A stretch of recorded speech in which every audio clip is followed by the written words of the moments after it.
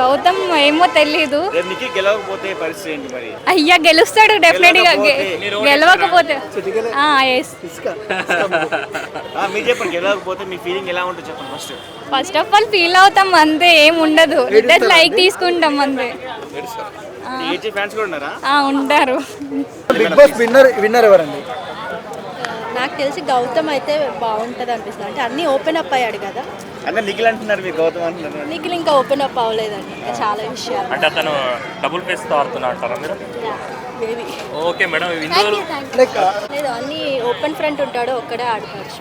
Okay madam, మరి నిఖిల్ నచ్చని qualities అంటే ఏం చెప్తారు? నిఖిల్ ఇంకా ఓపెన్ అవ్వలేదండి. ప్రేరణ గురించి ఏం చెప్తారమ్మా?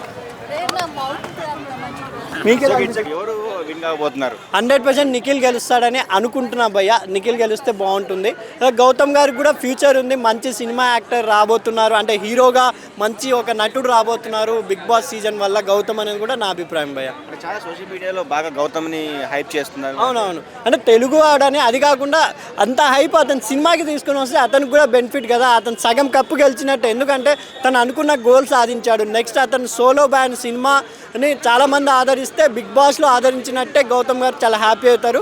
ఈసారికి నిఖిల్ విన్ అయితే బాగుంటుందని అనుకుంటున్నాను.